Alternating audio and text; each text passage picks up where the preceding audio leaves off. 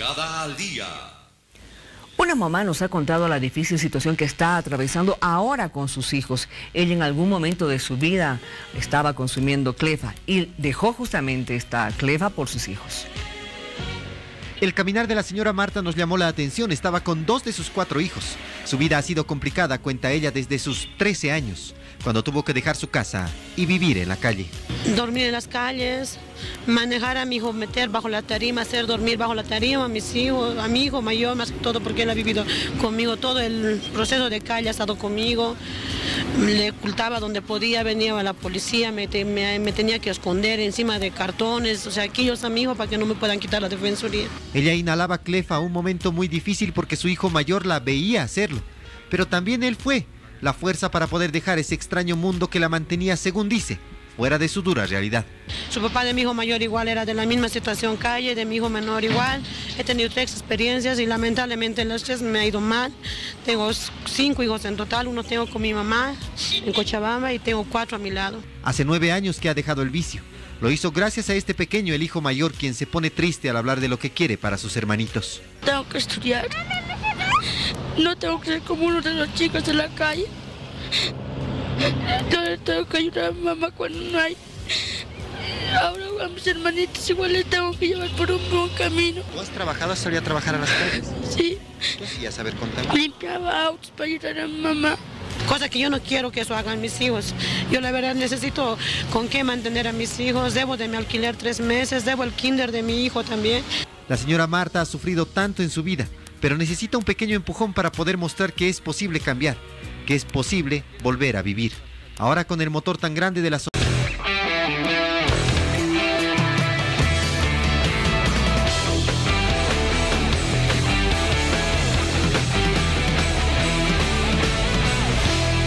Hora 23. Era un hombre que tenía las cosas bastante claras desde que era bastante pequeñito. Venía de una familia aristocrática de Rosario, Argentina, pero era diferente este muchachito, era muy dado a la lectura, era un ser humano con bastantes principios, siempre buscando desde pequeño la igualdad, criticando aquellas grandes desigualdades sociales entre los ricos y los pobres. Se le ocurre recorrer algunas partes de la Argentina, viajar por otras partes de América y descubrir ahí que las desigualdades marcaban con una pobreza lacerante a gran parte de su población. Y dice, esto no puede continuar así, hay que hacer algo. Y nace esta figura, la de Ernesto Che Guevara. Este hombre que llegó a nuestro país en noviembre de 1966 y que encontrara la muerte también en nuestro país un 9 de octubre de 1967 en La Higuera, donde fue asesinado un día después de haber sido finalmente controlado por las fuerzas militares bolivianas que habían estado detrás de él durante 10 meses y 22 combates que se habían registrado en nuestro país. Hoy vamos a hablar de esta figura, un idealista, un soñador, un revolucionario, para algunos un ejemplo, una inspiración, un ideal, y para otros un asesino, un hombre que no tenía las cosas tan claras como se cree, un hombre cuestionado porque en su país habría ordenado la matanza de muchos colaboradores del régimen de Batista, al cual Fidel Castro combatió. Hoy vamos a hablar de sus anécdotas, de su vida, de esa cantidad enorme de historias entre verdaderas y falsas que se cuentan de Ernesto Che Guevara, su presencia en nuestro país y fuera de las fronteras latinoamericanas, incluso en el África. Hoy hablamos del Che, así que sean todos ustedes bienvenidos, amigos de Hora 23, pero este no es el único tema del que vamos a hablar hoy. Tenemos muchísimos más. Saludo a Paola Sánchez. Buenas noches, Paola. ¿Cómo estás, Víctor Hugo? Buenas noches, ¿cómo están todos? Bienvenidos. Hoy también hablamos de la importancia de la salud oral. ¿Usted sabía que según datos de la Organización Mundial de la Salud, 9 de cada 10 personas están en riesgo de sufrir alguna enfermedad bucodental? Desde caries, pasando por enfermedad de las encías e incluso llegando hasta un cáncer oral. Es por ello que esta noche hablaremos de la situación de la salud oral en Bolivia y cómo esta puede repercutir en la salud general, así como lo oye, problemas gastrointestinales, gastrointestinales, problemas del corazón, incluso derrames cerebrales que están relacionados con enfermedades de la boca. Esté muy atento, bienvenidos a todos. Vamos contigo, Víctor Hugo. Bueno, gracias, Paola. En abril del pasado año 2016, salen a la luz algunos documentos que eran ultra reservados de una firma de abogados de Panamá. Y ahí se descubre, ¿no es cierto?, la existencia de paraísos fiscales, donde primeros mandatarios, líderes políticos, hasta deportistas, ¿no es cierto?, empresarios, habían tratado de evadir impuestos, creando empresas offshore, aquellas que precisamente eviten pagar tributos a sus respectivos países.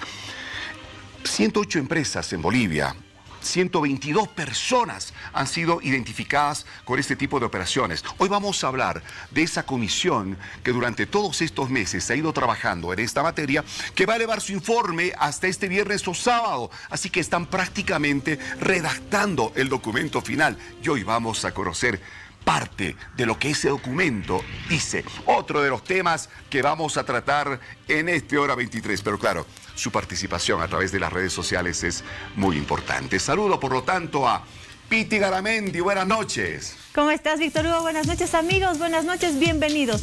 Hoy 50 años de la muerte del Che en Bolivia. Y usted puede participar en la siguiente publicación que la encuentra en Facebook Hora 23. Dice, a mediados de 1966, después del fracaso del Congo, Guevara decide tomar las riendas del proyecto con un foco inicial en la selva boliviana. Fue capturado el 8 de octubre de 1967.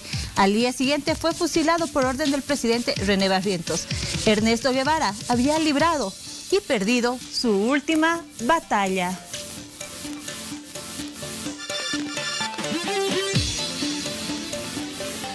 Fueron pocos los revolucionarios de Latinoamérica que quisieron conocer sus ideales. Uno de ellos fue Ernesto Guevara, quien hasta la fecha es recordado por mucha gente. Aquí se queda la clara, la entrañable transparencia de tu querida presencia, comandante Che Guevara. Ernesto Guevara de la Serna, o más conocido como el Che Guevara, nació en Rosario, Argentina, el 14 de junio de 1928.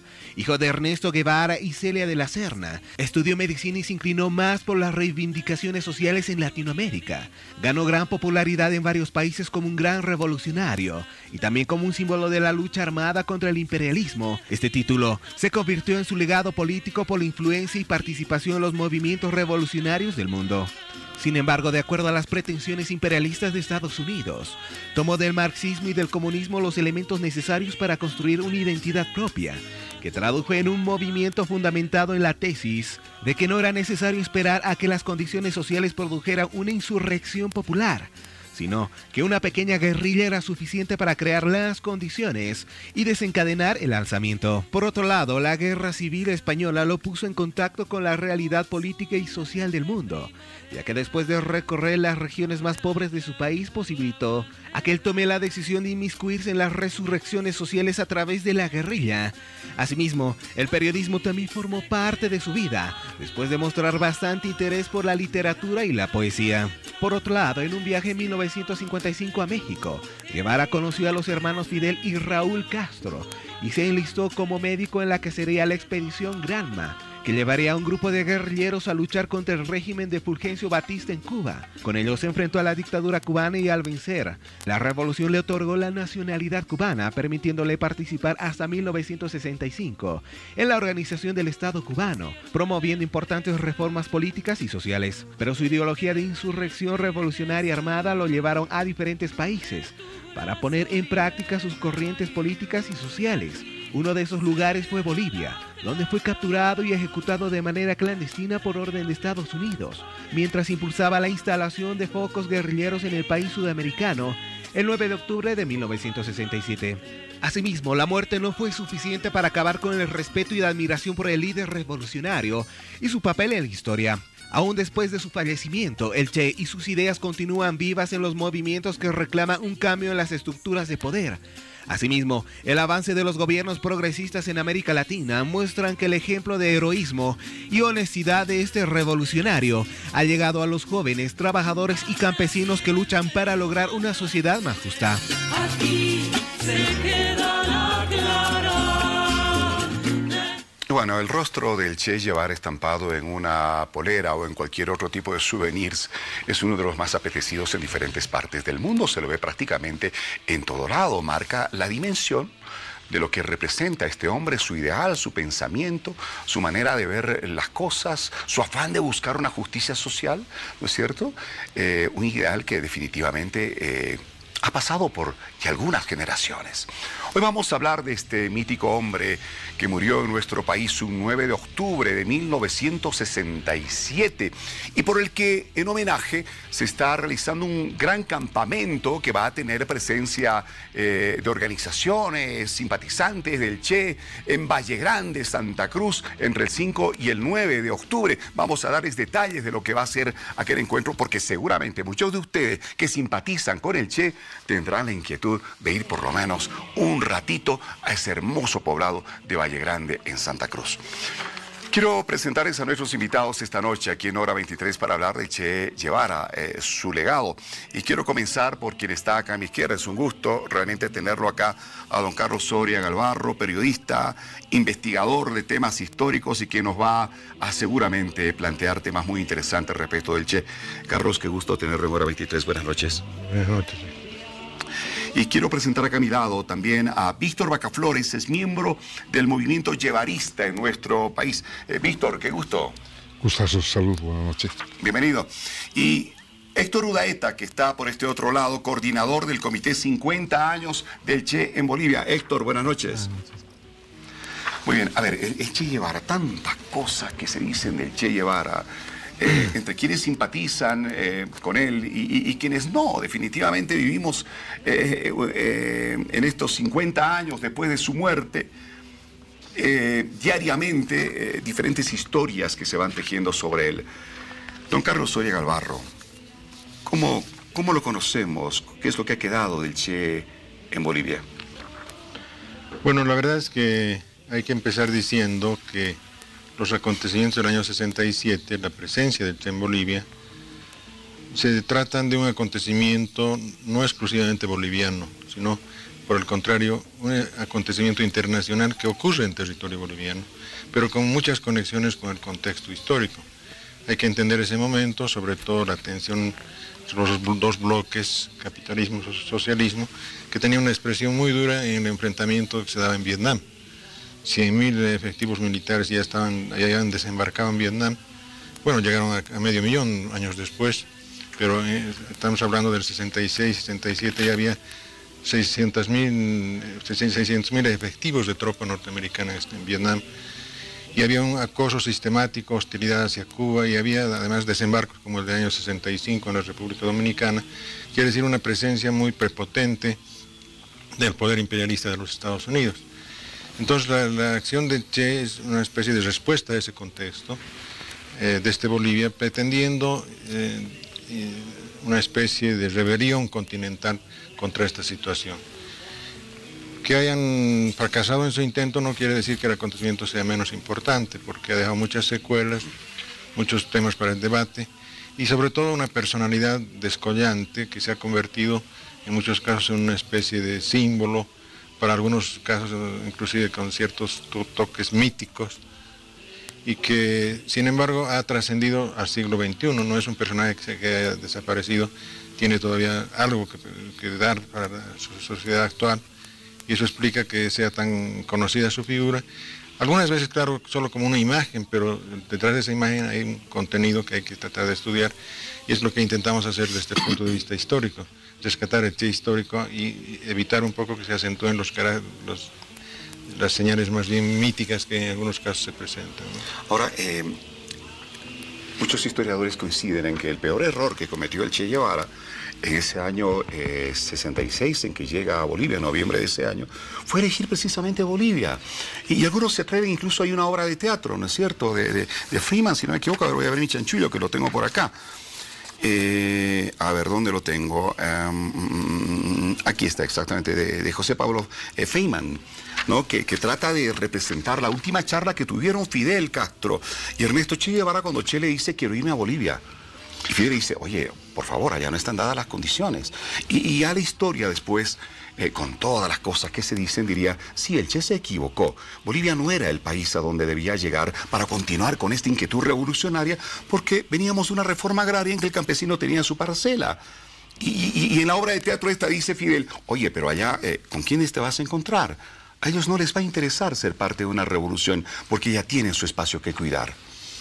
Bueno, lo cierto es que hay que analizar el aspecto de la elección de Bolivia en ese contexto que señalaba anteriormente. Probablemente es una elección conjunta entre Che y Fidel Castro, no es una decisión tanto individual del Che. Pero además hay que entender que en Bolivia se dan acontecimientos tan rudos como el año 65. No se puede desligar el año 65 de la presencia de la guerrilla y del Che. El año 65 es el termidor, es el retroceso, es la restauración de los intereses oligárquicos y proimperialistas a través de un golpe de Estado militar que instaura un gobierno autoritario y que se enfrenta además duramente contra los trabajadores, mineros sobre todo. Hay fechas concretas, mayo y septiembre del año 65, que significan una eclosión durísima y un enfrentamiento muy duro del gobierno militar contra los trabajadores. No estamos hablando de 4 o 5 muertos. El padre Gregorio Iriarte, al recapitular, y él como cronista y vivió en lugar, fue el director de la radio Pío XII, contabilizaba 82 muertos en septiembre del año 65 en Catavi y siglo XX y Ayagua. O sea, no fueron enfrentamientos de poca monta, fueron enfrentamientos muy duros. Y si bien el año 66 hubieron elecciones, se atenuó un poco la represión, se atenuó un poco, pero no se suspendió. No, eso no quita que en realidad la confrontación haya empezado en el año 65. Y durante la propia existencia de la guerrilla tenemos otro enfrentamiento durísimo que a veces no se recuerda, no se liga directamente a la guerrilla, que es precisamente la masacre de San Juan. Entonces estamos hablando de un país en rebelión, un país donde hay unas fuerzas sociales que se enfrentan a este poder proimperialista de Barrientos, y por eso, además, se estaba pensando en un movimiento de proyección continental, no estaba pensando en una cosa exclusivamente para Bolivia. Se trataba de que en Bolivia se dieran las condiciones para una suerte de campamento de entrenamiento de guerrilleros que después pasarían. Era un proyecto grande, un proyecto... Ahora, ¿usted puede ser fantasioso, quién sabe, pero si lo vemos a lo largo de 50 años, pero era un intento por cambiar la situación mundial de ese momento. Algunos historiadores decían, en realidad el objetivo del Che era llegar a la Argentina, y Bolivia era un paso. Bueno, un sueño que nunca abandonó el Che era volver a su país de origen, pero él tenía una concepción latinoamericanista, veía América Latina como una patria grande. Pero era llevar el movimiento guerrillero a la Argentina, no y también al Perú y quién sabe el Brasil y países vecinos.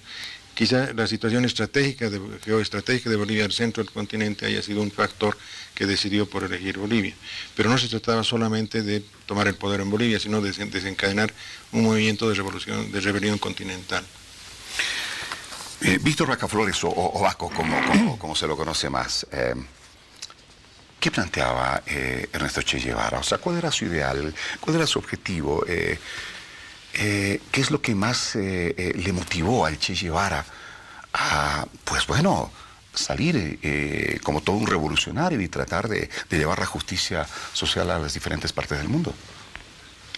En la cadena de los hombres dirigentes marxistas revolucionarios, el Che es un eslabón sumamente especial porque tiene peculiaridades, características como hombre práctico y como teórico, como hombre de pensamiento especial en relación a otros. ¿Por qué? Porque en general la propuesta del socialismo es una propuesta de alto contenido humano, profundamente humanista. Justicia social, salud, educación, vivienda, trabajo, todos los beneficios para la población. ¿Por qué?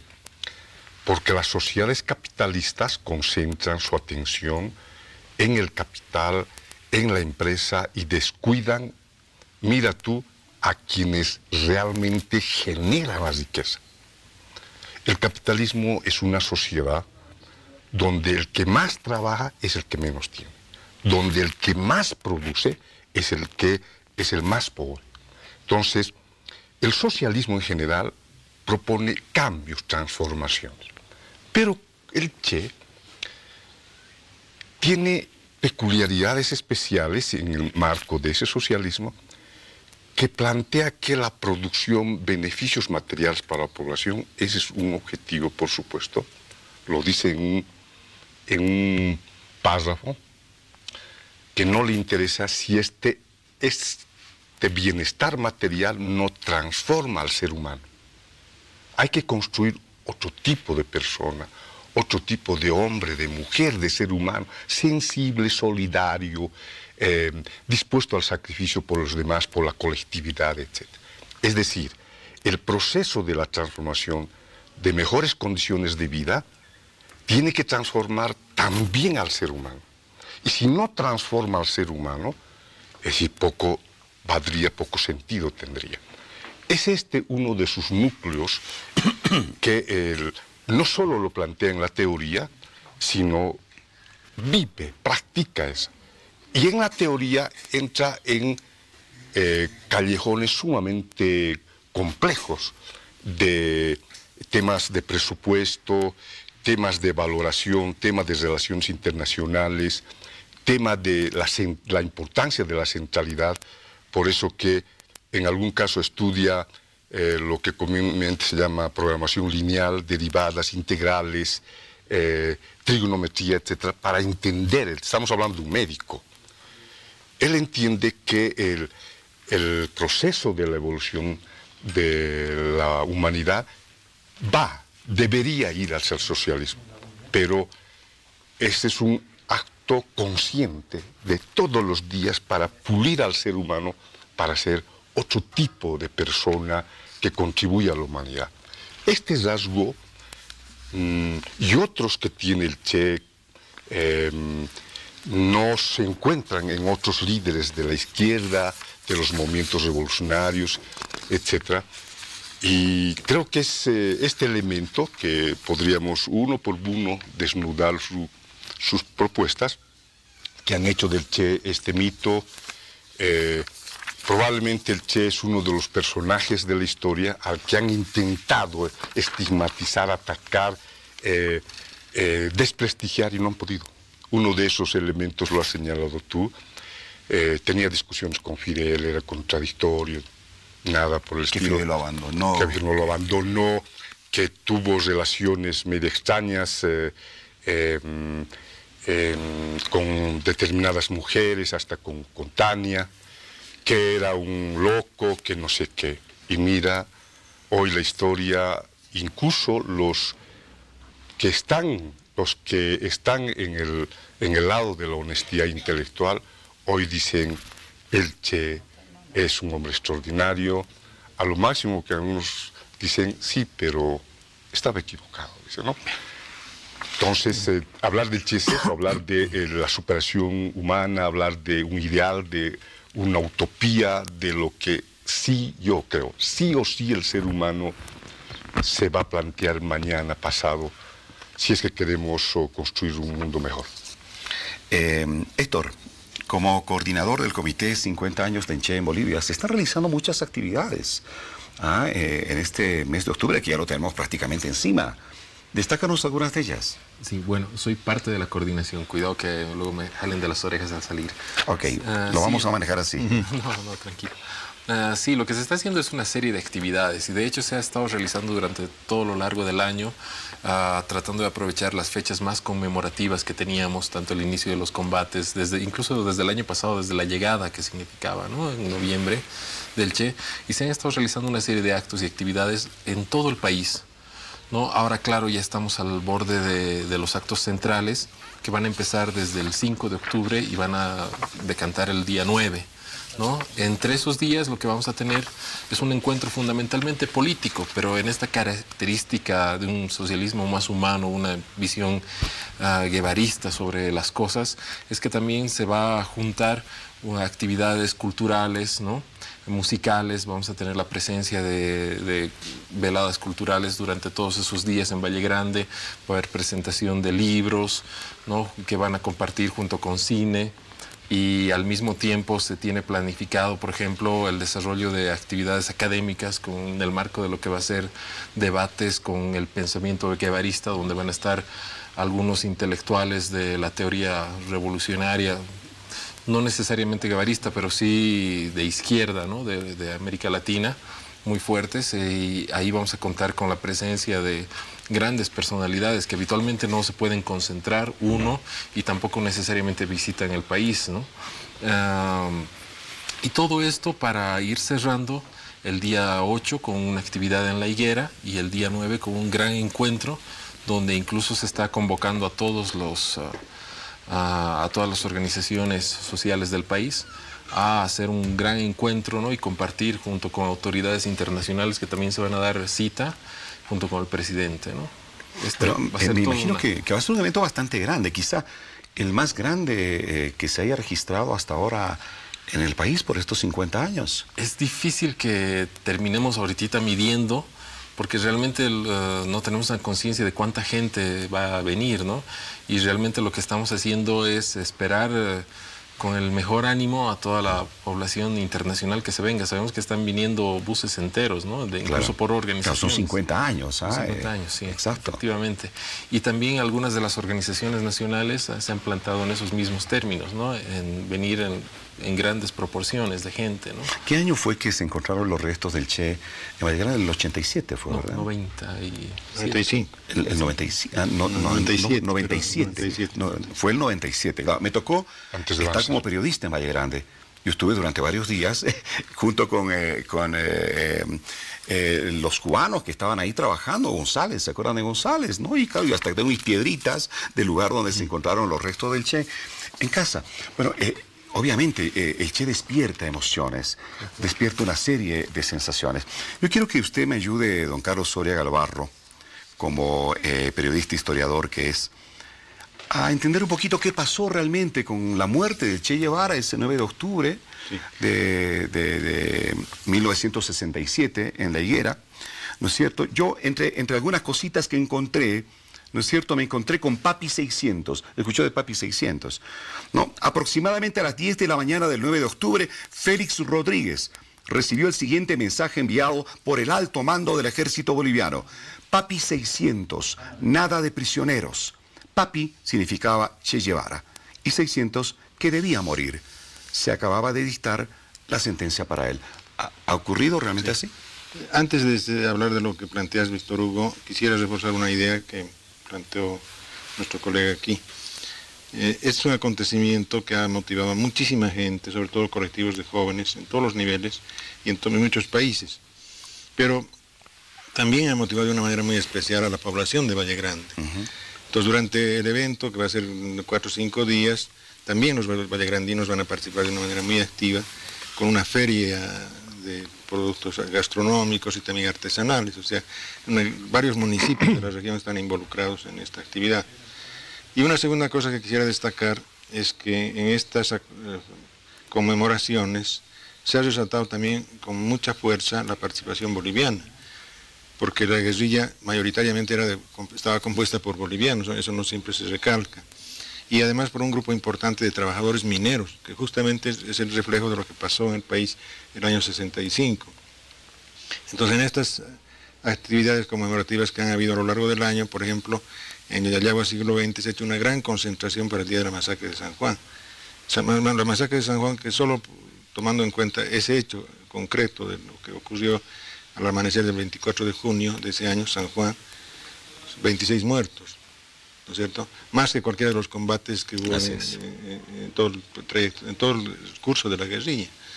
Entonces estamos hablando de acontecimientos que sacudieron al país y se está recordando junto con el Che también a muchos de los combatientes bolivianos que eran figuras jóvenes muy importantes, además personas de un gran valor humano, que eran muy valiosos para el conjunto del país. Yo conocía a muchos de ellos, por eso también es un compromiso generacional con el tema, ¿no?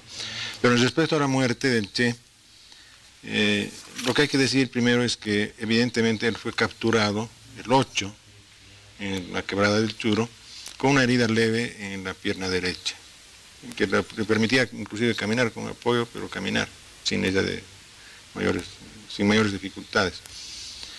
Fue llevado a la higuera, fue encerrado en la escuelita y al día siguiente, al pasar el mediodía, se lo fusiló junto con Simeón Cuba, que era un minero de Guanuni, que intentó inclusive apoyarlo, salvarlo en el último momento, y junto a otro compañero que era maestro, que fue dirigente, Aniceto Reinaga.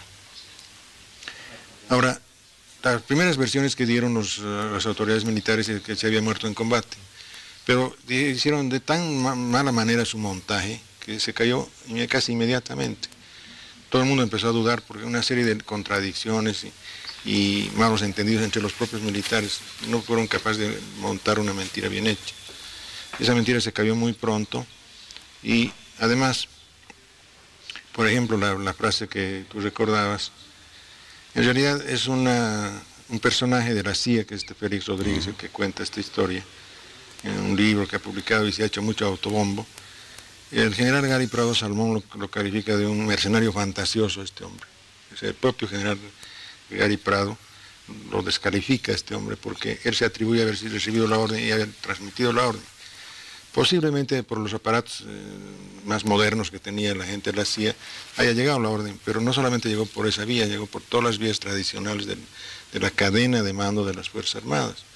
Llegó la noche anterior, se ratificó en la mañana y probablemente también llegó al aparato de comunicación que tenía Félix Rodríguez. Pero bueno, son cosas que ocurrieron. Lo que sí queda claro es que muy poco después los propios militares fueron admitiendo que fue simple y llanamente una ejecución, un asesinato. Que además sienta un precedente porque en la guerrilla de Ñacahuazo se procedió con muchos de los prisioneros de la misma manera, se los fusiló. Y se repitió esto de una manera pero ya generalizada en la guerrilla de Teoponte. En la guerrilla de Teoponte la orden era nada de prisioneros ni de heridos, todos muertos. Inclusive los que estaban saliendo de la guerrilla, se sabe ahora con toda certeza, que habían decidido abandonar la guerrilla de Teoponte, salieron de civil, se entregaron, todos fueron pasados por las armas. Y lo peor de todo, además, a la gravedad de este hecho, que viola las normas humanitarias de la guerra en todas partes del mundo, matar prisioneros, se agrava más todavía el agravante de ocultar los cadáveres, de convertirlos en desaparecidos. El propio Che era un desaparecido hasta que 30 años después se encontraron sus restos. Igual muchos de los guerrilleros que en su caso cayeron en combate y en muchos casos también fueron fusilados. Entonces, hay que decir que todos los autores militares que han escrito sobre este tema, todos, y ninguno ha dejado de decir ya finalmente la verdad, lo fusilamos. Que hayan tenido sus razones y que quieran justificarlos otra cosa, pero lo que el hecho mismo, admitido por todos los autores militares, es que fue una orden que la cumplieron por cuenta propia, que decidieron ellos. Ahora, ¿en qué medida fueron incluidos por el poder imperialista de Estados Unidos? Es otro tema de discusión, de los muchos que hay, porque además hay muchos temas que están todavía poco claros, y por eso un poco la reivindicación mía como investigador es que se abran los archivos, que se recupere material documental que está en manos privadas, que se pida a Estados Unidos desclasificar totalmente. Se ha desclasificado una parte, pero una gran parte de la documentación todavía está oculta, está clasificada. Que en Bolivia los archivos militares después de 50 años también se abran a la investigación de los civiles y que los compañeros cubanos también abran sus archivos y empiece a ventilarse todos los puntos oscuros del proceso. Porque hay cosas que todavía se merecen discutir. Lo que sí está fuera de toda duda es que el Che fue asesinado junto con Simeón Cuba y Aniceto, y que los propios militares lo han reconocido, y algunos de ellos lo han lamentado además. El general Federico Arana Cerrudo, que escribió un libro, que fue el jefe de inteligencia de las Fuerzas Armadas, en ese momento no era cualquier persona, del capítulo que habla de la muerte del Che dice, una muerte innoble. Lo califica como un gravísimo error de las Fuerzas Armadas bolivianas, porque de ese modo mancharon el uniforme boliviano con un simple y llano asesinato. Hicieron cosas tan burdas como, por ejemplo, el juicio de Camiri contra dos personajes muy conocidos, un francés y un argentino, Regis Debray y Ciro Roberto Bustos, y tuvieron la desfachatez de encauzarlo en el juicio a un prisionero que ellos habían asesinado, que era Loro Vázquez. Sin embargo, aparece enjuiciado, a un muerto, y lo acusan de rebelde y contumaz porque obviamente no se presentó porque estaba muerto. Ese tipo de estupideces cometieron, y esos son los elementos que contribuyen a generar el mito a reforzar la visión un poco mística de lo que ocurrió. Ahora, Fidel Castro, ya algo me respondía hace unos momentos, Paco, ¿pudo haber hecho algo más por Ernesto Che Guevara en esos momentos en que él se encontraba, según algunos historiadores, en una situación bastante crítica? ¿No es cierto? ¿Pudo haber hecho algo más por él durante su presencia en Bolivia para evitar que la historia se escribiese de esta manera? Yo creo que es una cosa que pertenece al reino de la fantasía, ¿no? Porque ¿qué podía hacer Fidel Castro? Mandar helicópteros, paracaidistas, declarar la guerra. Era imposible. El propio Fidel Castro, y creo que todos los que analizan el fenómeno guerrillero, sostienen que una etapa de la guerrilla tiene que sostenerse por sí misma. Esa etapa no pudo vencer el Che, no llegó a estabilizarse, a crear un espacio como para poder desarrollarse. Fíjate, por ejemplo, hay una lista de los papeles que se le encontraron en el momento de su captura, han hecho un inventario.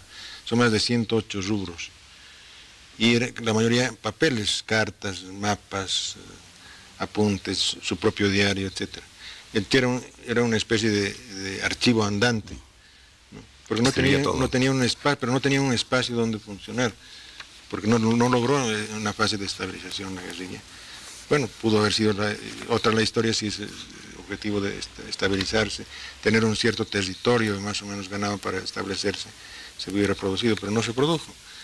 Intervinieron muchos factores, incluida la división de la guerrilla en dos partes que no se pudieron volver a juntar. Muchos de estos factores imponderables pesaron.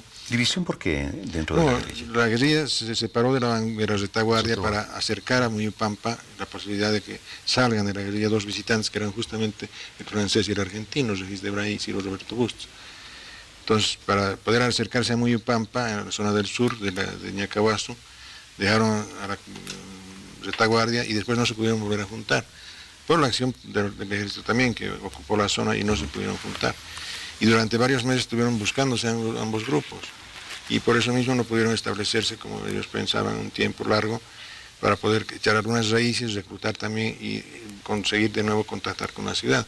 Porque fue un movimiento absolutamente aislado, no tuvo un solo contacto con su aparato urbano, una guerrilla totalmente aislada. Bueno, muchos factores que podrían señalarse, pero lo que tú preguntabas básicamente es que fue un hecho luctuoso provocado por los militares y que además no pudieron sostenerlo, es decir, que murió en combate el 8, sino que murió el 9 de octubre, pasado el mediodía, y cuando lo llevan a Valle Grande, un periodista contó que cuando tocó el cadáver todavía estaba tibio, y sin embargo la versión militar es que había muerto el día anterior en combate. Bien.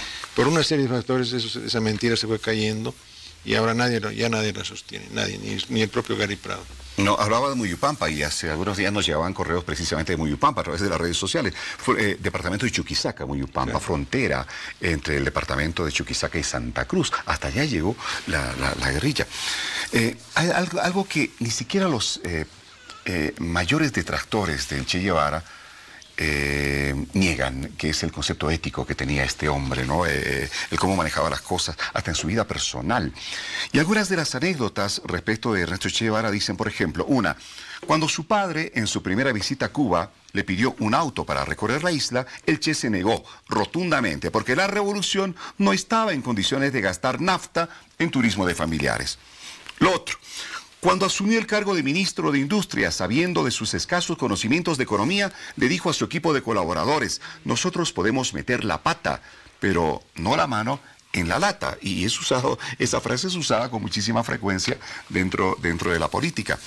Vaya, el Che definitivamente ha sido un hombre que ha calado muy hondo en lo que es la ética, la moral de las personas. ¿Cuánto del Che ha quedado eso en nuestro país, en la gente? Sigue siendo un proyecto, sigue siendo un sueño, esa perspectiva. Probablemente la humanidad tiene que caminar mucho trecho para lograr construir ese tipo de valores. Son complejos. El Che intenta hacer esfuerzos, por ejemplo, con el trabajo voluntario. Es un trabajo material, pero que desarrolla un proceso interno en el ser humano de contribución social.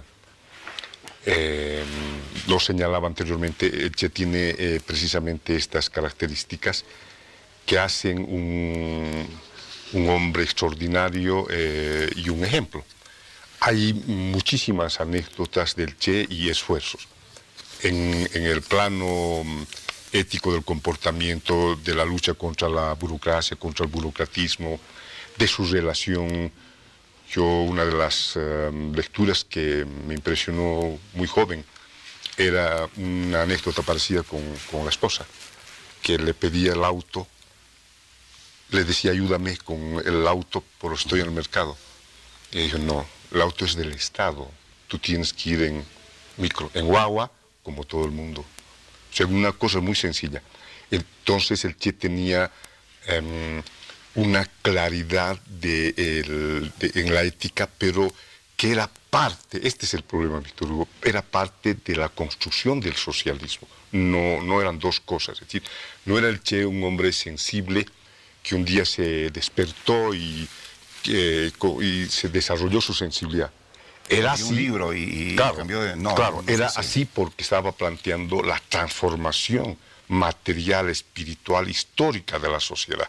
Y que esa transformación debería tener su componente en lo ético. Y exactamente lo mismo en la producción. Duro, exigente, radical en la disciplina, en la calidad de la producción como ministro de Industria, en todos los elementos. Hay algunos pasajes de los discursos y de los enfoques que podríamos jugar con tapar el nombre del Che y algunos términos revolucionarios, y tú vas a encontrar a un dirigente de la producción de alto nivel con una decisión de llevar adelante la organización de los trabajadores, de la producción, la necesidad de que la calidad del producto debe ser el del mejor porque le están haciendo un producto para su población, para su comunidad. ¿Sí? Otra manera distinta de ver incluso la economía.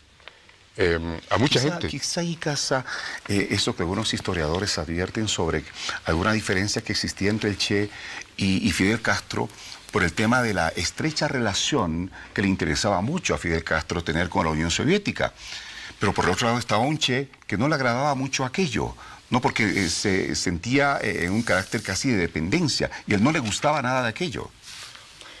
El Che es un revolucionario rebelde, entre otras cosas.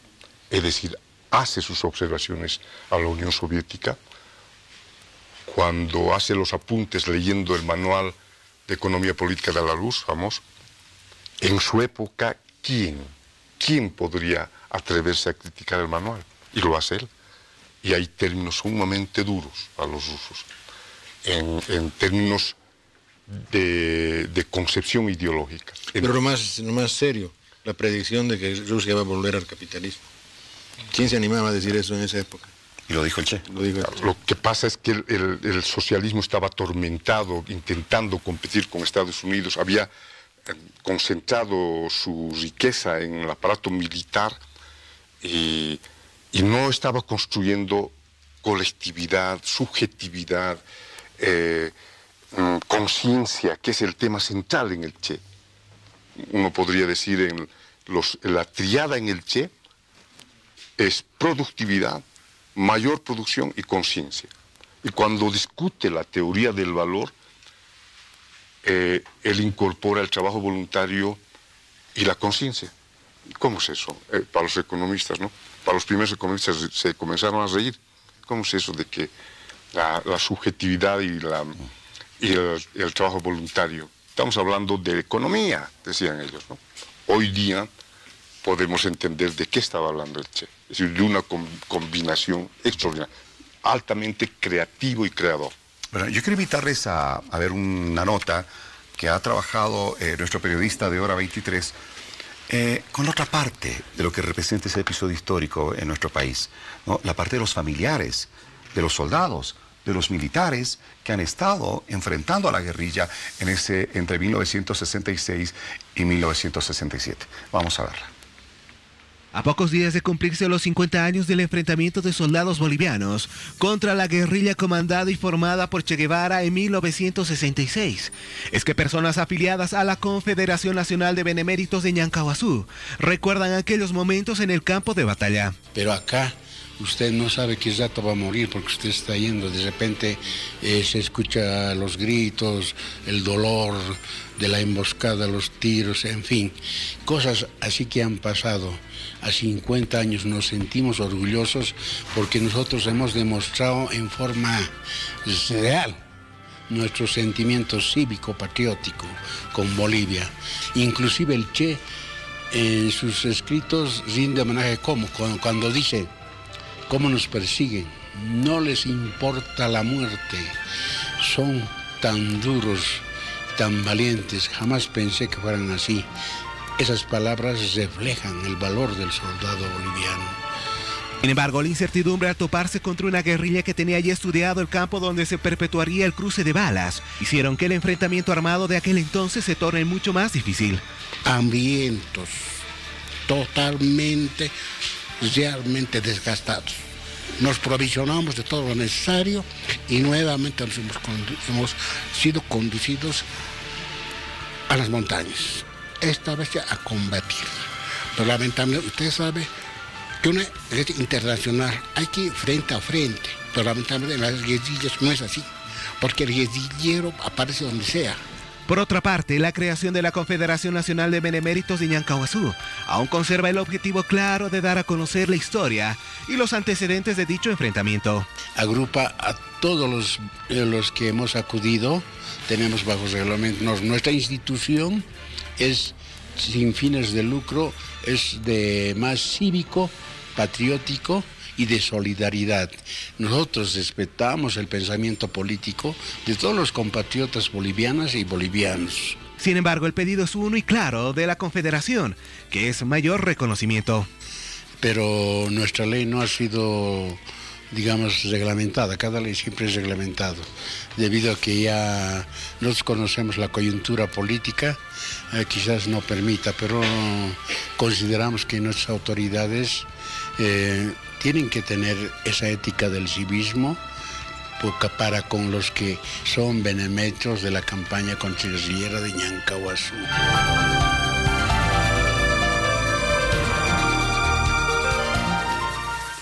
Pero voy con nuestro periodista, investigador, historiador, que está con nosotros esta noche. ¿Qué le inspira esta nota a don Carlos Soria Galvarro, escuchar a los familiares de los hombres que lucharon contra la guerrilla? Bueno, hemos escuchado en realidad a actores mismos. He discutido con ellos en un foro en la universidad y les he recordado un poco que las condiciones para los guerrilleros eran más duras de las que ellos sobrellevaron, porque ellos se quejaban mucho que faltaba alimento, que tenían frío, que pasaban, los bichos les picaban. Y yo les pregunté, y a los guerrilleros no les hacían lo mismo, era peor, tenían menos recursos, menos medios. Yo creo que toda guerra es cruenta. El método de la emboscada lo utilizaron los guerrilleros, pero también las Fuerzas Armadas. Pero hay una diferencia radical, por ejemplo, en el caso del tratamiento de los prisioneros. Todos los que han participado en la guerrilla y fueron prisioneros en algún momento de la guerrilla, soldados y oficiales, saben que la guerrilla los trataba bastante con mucho sentido humano. Inclusive curaban a los heridos. Y al contrario, en el caso de las Fuerzas Armadas, en muchos casos, por ejemplo, me pongo el caso de Julio Velasco, dirigente minero de San José, que estaba en el grupo de los que habían sido dados de baja por la guerrilla. El gobierno ofreció garantías para que se entreguen algunos. Parece que en ese sentido Julio Velasco decidió entregarse, se entregó, lo amasejaron muy duramente, le hicieron algunas cuantas preguntas y lo fusilaron, igual, ¿no es cierto? Y no es solo el caso, ya me había mencionado el caso de Loro Vázquez, que estando herido en el hospital, el general Requeterán en su libro dice, junto con otro extranjero que no pudimos identificar, se los llevó detrás del hospital y se los fusiló. O sea, confiesa. Yo les he dicho a algunos miembros de la comisión investigadora que tiene que también establecer qué pasó en este periodo, es parte del periodo histórico que se va a investigar, que en muchos casos hay que, como dicen los abogados, ante confesión de parte se relevan las pruebas, porque muchos de los actores de este momento, algunos ya han fallecido, pero confiesan que han procedido de esta manera. Ocurrió también con Ernesto, el compañero Maimura, Ernesto Maimura, que también fue capturado en la emboscada de Vado del Yeso, llamada Vado del Yeso, y a las pocas horas después fue muerto así directo. Y el comandante de esa acción, Mario Vargas Salinas, también en el libro que ha escrito dice sí, que los soldados lo mataron tranquilamente. Entonces hay una diferencia radical en esa forma, y yo creo que si me preguntan a mí qué hay que hacer con la gente que ha combatido y tiene ahora sus reivindicaciones, yo creo que hay que escucharles, pero también tienen que reflexionar que fue un acontecimiento que tuvo dos partes, así como ellos sufrieron, así como ellos murieron. Son 49 víctimas, según el estudio que ha hecho Gary Prado. Son 2 tenientes, 3 subtenientes, 33 soldados y 5 guías campesinos que eran llevados a la fuerza por delante, que en las confrontaciones murieron. De la parte de la guerrilla son 37 los caídos, pero decía, es importante recordar que el acontecimiento histórico tiene esos dos lados. Y a mí me parece un buen concepto el que, por ejemplo, el museo que hay en Valle Grande empieza en la portada poniendo una lista de los caídos de la guerrilla y una lista de los caídos también de la parte de las fuerzas más bolivianas. Héctor, no, nos queda poco. Y quiero que aprovechemos para destacar la presencia de organizaciones del exterior, de mucha gente que va a estar en Valle Grande entre el 5 y el 9. Hemos hablado ya de las actividades que van a haber, pero definitivamente el gran reto es mostrar que el pensamiento del Che, que la figura del Che, pues como dicen los libros y como dice la historia, pues no ha muerto. Sí, indudablemente, no se trata de hablar de un fracaso, porque un fracaso hubiera sido de que nadie más se acuerde del Che. Estaríamos hablando, ni siquiera nos estaríamos acordando. Ha habido una derrota militar, indudablemente, pero lo que tienes de manera inmediata es Teoponte. Incluso a la derrota militar que tienes en Teoponte, lo que tienes es una gran resistencia a las dictaduras. Es decir, ha crecido exponencialmente. Hoy en día en muchas de las organizaciones está presente y claro, tal vez no con tanta detalle la ideología del Che, pero está presente su rebeldía, su concepción socialista del hacer, de ser vanguardia, de aparecer al frente en la acción, ¿no? Y eso es fundamental. Ese es un logro histórico, que puede ser un problema mítico también muchas veces, pero al mismo tiempo nos permite hablar de la sobrevivencia de su pensamiento, ¿no? Y a nivel internacional goza de ese nivel de haber refrescado y de mantener muy fresco el pensamiento revolucionario en toda América Latina, e incluso ha traspasado y ha llegado a partes del mundo donde parecería que otros pensamientos latinoamericanos no han llegado con el mismo éxito, ¿no? O sea, tienes brigadas guevaristas y pensamiento guevarista en Oriente Medio, en el África, en el Asia, en Europa, ¿no? Y donde entienden muy bien la problemática que planteaba y como concepción. Entonces, en ese mismo sentido es que mucha gente va a venir, ¿no? Y con esa emoción de reencontrar y no se va a venir acá a hablar de los sucesos luctuosos, ¿no? de la lucha, del combate, de lo que ha pasado. De alguna forma lo que se va a venir aquí es a plantear el recuerdo que significa la presencia del Che, porque son 50 años de la presencia, ¿no? Son 50 años a partir de los cuales el Che ha crecido, ha continuado la lucha, han nacido nuevos combatientes, han seguido luchando. Y hoy en día vivimos en un proceso que está ampliamente inmerso en lo que era la ideología del Che, y donde tienes un montón de guevaristas activos, ¿no? Bastante jóvenes. Jóvenes y mayores también, o con juventud acumulada. Definitivamente. Bueno, quiero agradecerle por haber estado esta noche con nosotros a don Carlos Soria Galvarro, periodista e investigador de temas históricos, a Víctor Vaca Flores, Vaco, miembro del movimiento guevarista, y Héctor Urdaeta, coordinador del Comité 50 años del Che en Bolivia. Muchas gracias por habernos acompañado esta noche. Vamos a un corte, retornamos en un momento nada más con otro tema bastante interesante. El informe que en días más va a presentar la comisión que investigó los papeles de Panamá. Nos espera.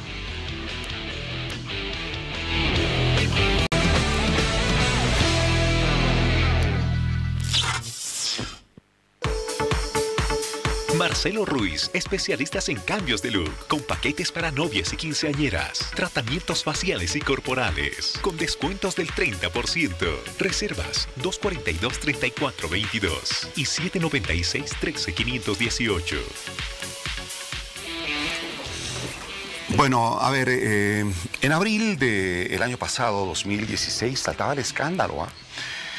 Se encontró entre los papeles que manejaba una firma jurídica en Panamá algunas sorpresitas, como algunos jefes de Estado, políticos, empresarios, deportistas incluso, habían propiciado algunas empresas offshore para evadir impuestos, no pagar impuestos en sus países, y se despertó el escándalo de los Panama Papers que ha dado la vuelta al mundo.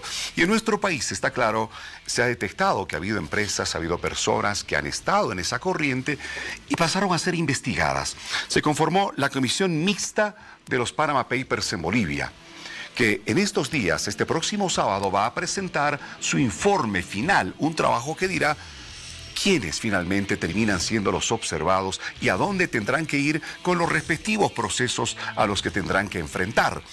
Tenemos esta noche en Hora 23 al presidente de esta comisión mixta, el diputado Manuel Canelas. Diputado, qué gusto, buenas noches. Muchas gracias, un gusto estar aquí otra vez. Bueno, vaya trabajito, ¿ah? Sí, ha sido un trabajo, yo creo que especialmente intenso y también considero que fructífero. Como bien indicas tú, nosotros arrancamos en junio del año pasado, a propósito, digamos, del capítulo boliviano de la filtración de Mossack Fonseca. Hay un primer momento que hay 98 nombres relacionados con Bolivia, de personas jurídicas o personas naturales, y nosotros dividimos la investigación en 4 partes. La primera, convocamos expertos nacionales e internacionales para que nos cuenten más, algo que no sabíamos demasiado, que es qué es un paraíso fiscal. Viene el ministro de Exteriores del Ecuador, el expresidente del Banco Central argentino, economistas prestigiosos de fuera y de dentro de nuestro país, nos dan más herramientas para comprender esto. Un segundo momento, convocamos a las instituciones estatales que tienen que ver con la materia, con temas financieros, económicos, impositivos. Viene el Banco Central, impuestos internos, la ASFI, aduana, autoridad de empresas, y les preguntamos 2 cosas: ¿qué hicieron a partir del conocimiento de la filtración? Y qué condiciones tenían ellos o qué cosas les faltaban para ser más efectivos en luchar contra los paraísos fiscales. Tercero, determinamos una metodología con una serie de criterios. Esos criterios se trabajaban sobre el universo total de los casos y hacían un ranking de casos. Mientras más criterios cumplías tú, estabas más elevado en el ranking y eras un caso susceptible de ser estudiado con mayor profundidad, entendiendo que tenemos poco tiempo y no vamos a estudiar los 500 casos. Empezamos a ver caso por caso y estamos en ello, en el cierre, y la última es la presentación del informe final. A ver, repasando un poquito esos conceptos sobre los que definitivamente se basa esta investigación. Paraíso fiscal. Recordémosle a la gente lo que se entiende por paraíso fiscal. Y de ahí la gente misma en este momento, bueno, va a estar muy interesante el informe que se va a presentar el sábado. Bueno, es una buena aclaración que hay que hacer porque la mayor parte de los bolivianos no estamos familiarizados con eso. Los paraísos fiscales son una serie de territorios, en la mayoría de los casos estados-nación, pero no necesariamente, a veces son pequeñas islas que son parte de otros estados, pero son territorios o jurisdicciones donde hay muy baja tributación o nula tributación, tú no pagas impuestos al hacer operaciones allí, hay mucha opacidad financiera y a la vez es muy sencillo abrirte una cuenta y digamos que la falta de transparencia y la laxitud son las 2 características principales, más suelen ser territorios, por eso se llaman offshore en inglés, muchos son territorios que están en el mar, las Islas Vírgenes, las Bahamas, la pequeña isla de Jersey cerca de Inglaterra. Este es un lugar que, estas jurisdicciones existen desde hace mucho tiempo y es un lugar privilegiado para que la gente rica de diferentes países, incluido el nuestro, haga su trampa de contabilidad, manejas una suerte de contabilidad B, lo que tú no quieres declarar en orden en tu país, lo que tú no quieres que tu hacienda pública sepa bien, lo que tú no quieres que tu sistema financiero mapee bien de tus cuentas, te lo sueles llevar a un lugar donde no te preguntan ni quién eres, ni quiénes son tus socios, ni nada. En un ratito, el diputado Manuel Canelas nos va a decir que fruto de esta investigación, aproximadamente cuántos bolivianos se han ido ahí, a esos lugares paradisíacos, ¿no es cierto?, a esos paraísos fiscales. Pero antes, las noticias de la hora.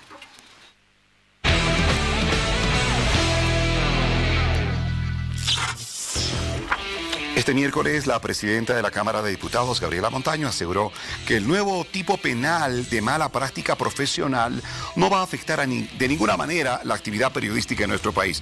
Por su parte, las asociaciones de periodistas y de la prensa se declararon en emergencia tras el anuncio realizado por el legislativo. Sin embargo, la autoridad aclaró que la redacción del artículo 200 del proyecto de Código Penal no modifica las normativas que tienen los periodistas y los medios de comunicación, por lo tanto, la ley de imprenta está intacta.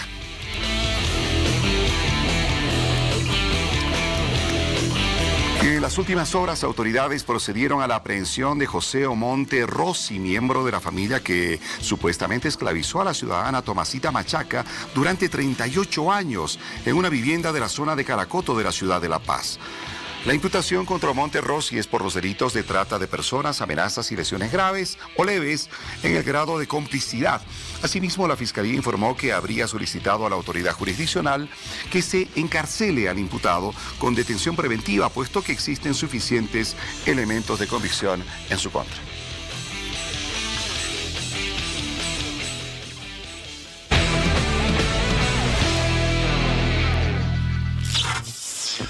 Volvemos al tema que nos ocupa. El diputado Manuel Canelas está con nosotros, diputado, de esa larga lista que en un momento con la que se comenzó la investigación, hablamos de hasta 500 nombres, no personas jurídicas, naturales. ¿Cuántas quedan en este informe final que va a ser presentado este sábado? ¿Cuántas realmente califican para estar en esa lista? Bueno, nosotros tenemos una idea, como explicábamos antes, profundamente negativa de la existencia de los paraísos fiscales y de que la gente lleve su dinero allí. Con independencia de que es obvio que abrirte una cuenta en Panamá no supone un delito inmediatamente en Bolivia, eso es una obviedad, lo que suele ser, digamos, más habitual es que tú utilizas esos lugares para que tu dinero no cumpla todas las obligaciones. No es un delito abrir una cuenta en Bahamas en la normativa boliviana, pero la pregunta es ¿por qué la abres en un lugar tan oscuro y tan poco claro? ¿Y qué ha hecho tu dinero generado en Bolivia, aprovechándose de las condiciones materiales de los trabajadores bolivianos? ¿Qué ha hecho tu dinero y se ha cumplido todas las obligaciones hasta llegar a Bahamas? Sobre la pregunta, nosotros tenemos una primera información de 98 casos que cruzando con las instituciones estatales se vuelven más de 500. Ahora bien, no son 500 casos individuales. Hay mucha gente de un mismo grupo familiar que cuando nosotros estudiamos el caso de la familia Pérez, agarramos de esos 500 30 elementos, porque son primos, socios, familia, tal. Todos los casos tienen relevancia, pero como te digo, establecimos criterios. Si tú tenías deuda con el fisco, si habías sido representante público, por decirte ministro, si tenías deudas con tus trabajadores, si salías muchas veces en la filtración, todo eso te elevaba para ser susceptible de estudio. Hay 6 casos, 5 casos, digamos, en realidad, más la incorporación de Acapana con Samuel Doria Medina, 6 casos de un primer bloque que sí se vieron con mayor profundidad, que sí se convocó a los privados, a ellos, a que vengan a contarnos la información relevante y varias veces a las autoridades estatales sobre ese caso. Luego hay otros 6 casos cuya investigación se quedó en una fase inicial, pero también destacamos en el informe. Y el resto de casos no es que no importen, sino simplemente que en esta metodología no cumplieron los criterios. Pero vamos a enviar la totalidad del informe a la Unidad de Investigaciones Financieras y a Impuestos Internos para que ellos continúen con la totalidad. Empezarán por los más relevantes y más avanzados y continuarán con los demás. Bueno, enseguida hablamos de Doria Medina, pero a ver, sé que el sábado se presenta el informe, nos ha dejado bastante claro. ¿Se animaría a adelantarnos esos 5 casos, diputado? Sí, los 5 casos son los casos que hemos tratado en público, porque todas las audiencias han sido públicas. El primero que vimos es el de Entel. No tanto porque cumplía todos los criterios, cumplía algunos, pero por la relevancia que tenía al tratarse de una empresa nacional importante. El primer caso que vimos fue Entel. El segundo fue el del grupo familiar Marinkovic. El tercero fue el del grupo familiar Romero. El cuarto fue el del grupo familiar Kreidler. Y se me olvida uno, y el quinto fue Samuel Doria Medina, pero se me olvida uno porque son 6. Los tengo ya tan confundidos. Los siguientes son Dueri, Urenda, Lucio. Tendrá que ver mi informe. No, pero bueno, bien. En fin. Bueno, y lo sabremos el sábado con todos los detalles. Ahora, algunos de estos casos, ¿no es cierto?, van a pasar a la Fiscalía, otros a la UIF, otros a impuestos. ¿Bajo qué criterios? Para que tú mandes estas conclusiones a la Fiscalía, lo necesario y lo imprescindible es que nosotros en la investigación, en la recopilación y el análisis de la investigación, deberíamos haber encontrado evidencia suficiente de posibles delitos. En ese caso mandas a la Fiscalía. No es una parte importante de los casos. Digamos, de los 12 relevantes, 6 en profundidad y 6 en estado inicial, solamente 2 se van a ir a la Fiscalía. El resto entendemos que tienen cosas poco claras en temas tributarios y en temas financieros. No lo suficientemente, digamos, negativos como para mandarlos a la Fiscalía, pero sí lo suficientemente poco claros como para que haga falta que la UIF y Impuestos Internos, la Unidad de Investigaciones Financieras e Impuestos Internos, continúen la investigación. ¿Cuáles son estos 2 casos que se van a la Fiscalía? Lo vamos a contar mejor el sábado, para no insisto. adelantar, digamos, el informe. Muy bien, hago el intento. Samuel Doria Medina, Acapana. Sale el representante de Chihuahua, que bueno, es convocado, declara ante la comisión precisamente, y revela ahí, ¿no es cierto?, que Samuel Doria Medina pidió la intermediación de Acapana, empresa offshore creada para evadir impuestos, entre comillas, en Panamá para la venta de acciones de Soboce. ¿Cómo se ha evaluado el tema de Samuel Doria Medina? Finalmente, el caso de Samuel Doria Medina, queda claro, no va a la Fiscalía, pero sí seguirá otro proceso de investigación.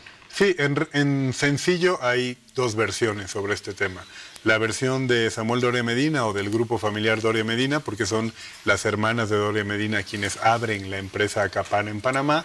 Samuel Doria Medina en el 2005, su grupo familiar, vende casi el 47% de sus acciones en Soboce, se las vende a la empresa mexicana Chihuahua, y para ello abren una empresa en Panamá, sus hermanas. Simsa, que es la empresa de Doria Medina que le gestiona sus finanzas, vende a Acapana, y Acapana el mismo día le vende a los mexicanos. Por esa operación, Samuel Doria Medina dice que esa operación se hace por $100, por decirte algo, y que de esos $100 se paga 20 de impuestos, el impuesto a la ganancia, que es 25%. Aparece una primera denuncia de la vicepresidencia que dice que eso no es verdad, que la operación no fue por 100, fue por 400, y que por lo tanto se tenían que pagar impuestos por 400. Posteriormente aparece Impuestos Internos, y va en la misma línea. Impuestos Internos ve los estados financieros de Chihuahua, el 2005, y dice, en esos estados financieros dicen que la operación fue por 400, no por 100. Y luego, hace 2 días, estuvo el representante de la empresa mexicana Chihuahua, el ex socio de Samuel Doria Medina, que dice lo mismo que Impuestos y la vicepresidencia. La operación no fue por 100, fue por 400, y Samuel Doria Medina, o su grupo familiar, debería haber pagado impuestos por 400 y no por 100. Hay un elemento más, hay un contrato, como en cualquier transacción relevante, hay un contrato entre las partes. En ese contrato va a venir un monto que se va a acercar más a la versión de Samuel Doria Medina o a la versión de los otros 3. Con eso sabremos quién dice la verdad y quién no dice la verdad. Ese contrato Soboce se lo mandó a la Autoridad de Empresas Boliviana, y la Autoridad de Empresas tiene ese contrato. Nosotros, cuando le vamos a enviar esta información a la UIF y a Impuestos Internos, por supuesto le sugeriremos que una de las cosas que tiene que hacer es pedirle a la Autoridad de Empresas ese contrato para ver si Samuel Doria Medina dice la verdad y pagó sus impuestos, o no dice la verdad y no pagó todo lo que debería haber pagado. Bien, bueno, y entre lo que dice Samuel Doria Medina, Dice, lo que quiere la comisión es distraer el tema de la repostulación del presidente Evo Morales y por eso se afirma que la empresa Chihuahua se alió con el oficialismo. Ahora él dice, la empresa Chihuahua alió con el oficialismo, ¿no? Y dice además Samuel Doria Medina que la mexicana Chihuahua, esta empresa, perdió un laudo por $36 millones tras un fallo de la Comisión Interamericana de Arbitraje Comercial en 2015, por lo que buscó una alianza con el gobierno para retrasar ese pago que actualmente asciende a $40 millones. Y asegura Samuel Doria Medina, yo pagué $20 millones de impuestos por la transacción de Cobos. 20 millones de bolivianos es lo que él dice que pagó. De bolivianos, bueno, sí, acá pero me bueno, pusieron dólares. En realidad son argumentos bastante débiles que yo creo que muestran que Doria Medina no está muy seguro de la versión verdadera de 2005. ¿Qué sucede? Él tiene esa sociedad con ellos de 2005 a 2010, 2011, y es verdad que luego se pelea con ellos, porque el 2011 los mexicanos venden esas acciones a un grupo peruano. Doria Medina reclama su derecho preferente, que siendo él el viejo dueño, los mexicanos deberían haberle ofrecido primero a él, y ahí les gana un laudo arbitral. Yo no soy abogado, pero me parece que él tiene razón en ese contencioso, pero a mí no me importa, a la comisión no le importa lo que haya ocurrido el 2010 o 2011. Nos importa lo que ocurrió el 2005. Y cuando él se llevaba muy bien con sus socios mexicanos, tú ves los estados financieros de los mexicanos del 2005, cuando eran amigos de Samuel Doria Medina, y ellos ponen el dato que la operación fue por 400, no por 100. ¿Por qué irían a mentir cuando eran amigos tuyos? Yo creo que la distracción y el intento de politización viene de la parte de Samuel Doria Medina. No tiene nada que ver. El recurso que está en Sucre durará mucho tiempo más. Aquí lo que tenemos que saber es si este señor, el año que candidateaba para presidente, el año siguiente que quería ser constituyente, estaba cumpliendo con sus obligaciones tributarias o no. El año que prometía CITES, ¿pagaba bien sus impuestos o no los pagaba bien? Muy bien. Diputado Manuel Canelas, estaremos atentos a este sábado a la presentación del informe. Claro, muchas gracias por haber estado con nosotros. Muy gentil. Bueno, nos vamos en este momento con Paola, hasta el otro sede, hora 23. Bueno, gracias Víctor Hugo. Es momento de hablar de la salud oral, la importancia y la situación de la salud oral en nuestro país. Esta noche nos vamos a enfocar mucho en lo que es prevención, también un factor clave, ya que muchas personas desconocen que la salud oral es fundamental para llevar una vida saludable. Si no cuidamos nuestra salud bucodental, muchas enfermedades pueden llevarse adelante, pueden surgir, incluso lo que es el cáncer oral. Una de las cosas más importantes que usted puede hacer por sus dientes y encías es mantener una buena higiene bucal. Los dientes sanos no solo le dan un buen aspecto a su persona y lo hacen sentirse bien, sino que le permiten hablar y comer apropiadamente. La buena salud bucal es importante para su bienestar general. ¿Sabía usted que entre el 60 y 90% de los escolares y casi el 100% de los adultos tienen caries dental en todo el mundo? Las enfermedades periodontales graves pueden desembocar en la pérdida de dientes. Esto afecta a un 15 y 20% de los adultos de edad media, es decir, entre los 35 y 44 años de edad. Otro dato interesante es saber que alrededor del 30% de la población mundial con edades comprendidas entre los 65 y los 74 años no tienen dientes naturales, es decir, utilizan algún tipo de prótesis dentales para reemplazar las piezas perdidas. El cáncer de boca es una de las incidencias en la mayoría de los países. Por cada 10.000 habitantes se presentan 10 casos. De acuerdo con el Instituto Nacional de Investigación Dental y Craneofacial, los hombres mayores de 40 años son los que tienen más riesgo de contraer cáncer de boca. Alrededor de 43.000 personas fueron diagnosticadas con este cáncer en la boca, lengua y garganta. Se estima que cerca de 7.000 personas morirán a causa de este cáncer. El uso de productos derivados del tabaco y el alcohol aumentan el riesgo de tener cáncer de boca. Si usted tiene niños entre 6 y 12 años, sepa que a nivel mundial, entre el 16 y el 40% padecen traumatismos bucodentales debido a la falta de seguridad en los parques infantiles y escuelas, los accidentes de tránsito y los actos de violencia. Las enfermedades bucodentales presentan factores de riesgo relacionados, entre otros, con la mala salud, el consumo de tabaco y de bebidas alcohólicas. Usted puede prevenir estas enfermedades con las recomendaciones que le daremos a continuación. Reduciendo el consumo de azúcar y llevando una alimentación bien equilibrada para prevenir las caries y pérdida prematura de dientes. El consumo de frutas y verduras lo protege contra el cáncer de la cavidad bucal. Otro factor que es sin duda indispensable es el dejar de fumar y reducir el consumo de alcohol, disminuyendo así el riesgo de cáncer en la cavidad bucal, así como también la pérdida de dientes. Bueno, hay algunos datos acerca de la salud oral, porque hoy analizamos cómo está la situación de la salud oral en Bolivia, tanto en el área urbana, en la ciudad, como también en el área rural, cómo está en el campo. ¿Cómo va usted con su salud oral? ¿Cómo va con su higiene oral? Esperemos que bien, porque si no es así, de verdad que las consecuencias pueden ser muy serias. Y esta noche las vamos a conocer junto a nuestros expertos, a quienes procedo a presentárselos en este mismo instante. Comenzamos con las damas. Esta noche nos acompaña acá en el set de Hora 23 la doctora Rocío Guzmán, odontóloga, presidenta del Colegio de Odontólogos de La Paz, además miembro de la Sociedad de Ortodoncia. Doctora, bienvenida. ¿Cómo estás, Paulita? Muchísimas gracias por la invitación y un gusto estar en tu programa. Gracias por acompañarnos, doctora. También nos acompaña el doctor Elmer Mollinedo, odontólogo, especialista en rehabilitación oral, director y fundador del Instituto de Educación Continua en Odontología, además ex vicepresidente científico del Colegio de Odontólogos de La Paz y docente de la Universidad Mayor de San Andrés. Doctor, bienvenido. Buenas noches, Paula. Gracias por la invitación.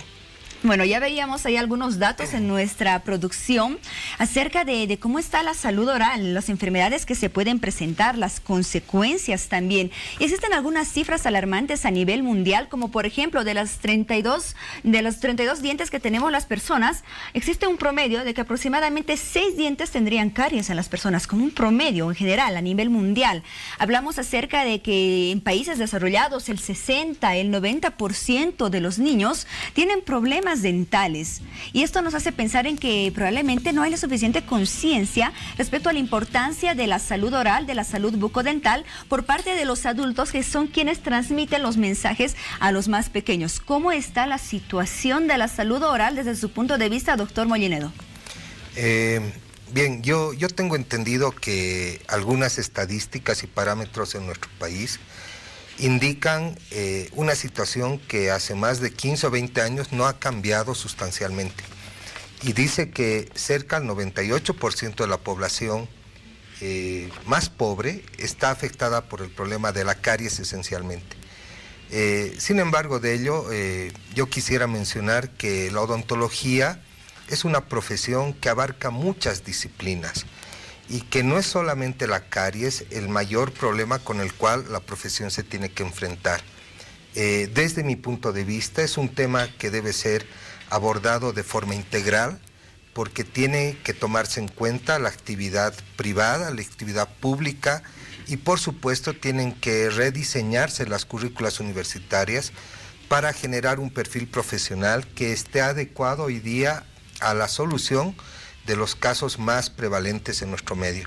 La caries, la enfermedad periodontal, las malposiciones, son 3 de los elementos o patologías que podemos encontrar prácticamente en el día a día en cualquier consultorio odontológico.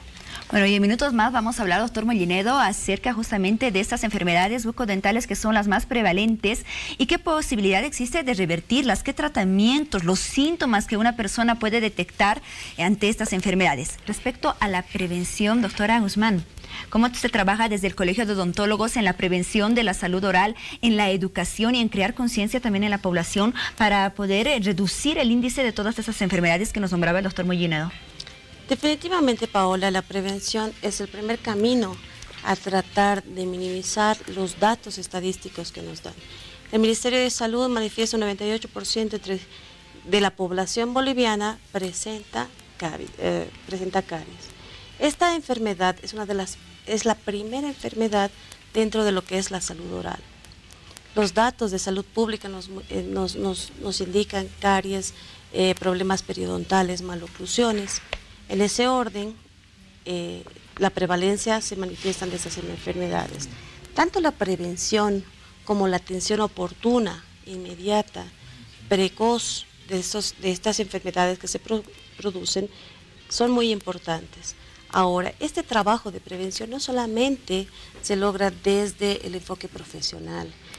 Si bien el odontólogo tiene un factor fundamental, que es la educación, el transmitir el conocimiento, pero este es un problema que abarca muchas entidades, tanto el gobierno central, tanto el gobierno departamental, el profesional odontólogo en salud, los padres de familia, las instituciones educativas y los niños. Es un conjunto de personas que están involucradas en este tema. Entonces, las políticas tienen que llevarse a nivel general, a nivel nacional, y transmitirse desde la cabeza hasta que se pueda hacer visible este tratamiento en los niños. Ahora, la prevención que está realizando, el aporte que realiza el Colegio de Odontólogos en lo que es prevención, la información, es el trabajo que realiza con las universidades. El Colegio de Odontólogos de La Paz viene realizando campañas de salud, atenciones gratuitas, atenciones en niños, en madres, en padres. Ha trabajado mucho con lo que es el colegio médico, el tratamiento integral del ser humano, tanto las enfermedades sistémicas como de la cavidad oral. Además de eso, va trabajando con las universidades, llevando, incluyendo y haciendo que se pueda palpar la realidad de nuestro país, que el perfil profesional esté adecuado y el perfil profesional pueda sentir la realidad de nuestro país, involucrarse en lo que es el tratamiento preventivo, la información, la relación con la población, y a su vez viene llevando a cabo y tiene convenios con instituciones, organismos internacionales, en los cuales va apoyando al trabajo que realizan en el área rural. Hay lugares definitivamente que no cuentan con servicio de salud, ni médico ni odontológico, entonces van a trabajar poblaciones enteras, van a trabajar poblaciones donde no llega la movilidad, donde no tienen acceso ni siquiera al transporte. Entonces se lleva lo que es prevención. Se trata de instruir un poco a los profesores, que son los que más relación tienen con los niños, para poder dar la información necesaria y podamos minimizar. El objetivo de prevenir es definitivamente educar a nuestra población, que la población tenga conciencia de la importancia de la salud oral y de la importancia que tiene el cuidado de las piezas dentarias en un todo. O sea, la salud de la cavidad oral es fundamental y es una parte muy importante de todo el sistema del ser humano. Hablemos justamente de ello, doctor Mollinedo, las consecuencias que se pueden presentar por una mala salud bucodental. Usted ya nos nombraba algunas. En realidad yo quisiera hacer una clasificación un tanto más técnica. Muy bien. El ser humano, desde que se empieza a formar como célula, involucra muchos elementos que ya tienen que ver con la parte odontológica. Es así que ya los dientes empiezan a formar desde el 4º mes de gestación. Y por supuesto, cuando el ser humano nace y va creciendo y va desarrollando, sufre muchos cambios y muchas variaciones que tienen que ver con lo que estamos tocando hoy día, que es el problema de la salud oral. Si en realidad hubiese más información sobre la importancia que tiene, por ejemplo, la salud oral de la madre respecto a su hijo cuando éste nace, sería muy fácil tratar o poder controlar las enfermedades más prevalentes como la caries. ¿A qué me refiero? Si la madre, por ejemplo, tiene una deficiente salud oral, es probable que eso tenga un impacto en el peso del niño al momento de nacer. O sea, el problema bacteriano, porque la caries se considera una infección, el contenido de bacterias que hay, la cantidad de bacterias que existen, pueden hacer que el niño nazca con bajo peso al nacer. Por supuesto, cuando el niño ya ha nacido y la caries es inoculada al niño, porque ningún ser humano nace con el problema de caries, sino que este se transmite porque es una enfermedad de transmisión inicialmente. Este se puede transmitir a través de la madre, ya sea por el intercambio de saliva, por ejemplo, o cuando las mamás soplan la cuchara de la comida del bebé y se la dan a la boca directamente, pueden estar pasando bacterias. Hay muchos elementos que teorizan esos factores. Pero en realidad el ser humano desde que nace y crece requiere cuidados de orden odontológico, porque por eso se toca el tema de la prevención. Claro, es muy importante el cuidado, por ejemplo, de las piezas que conocemos como dientes de leche o piezas temporales, ¿no? A las cuales muchas personas, incluso los padres, no le dan la importancia de vida porque consideran que son piezas que, bueno, se van a cambiar, efectivamente, se van a cambiar en determinado momento. Pero es muy importante la función que cumplen para dar el paso a las piezas permanentes, a las definitivas. Correcto, o sea, guardan el espacio, tienen una función muy importante.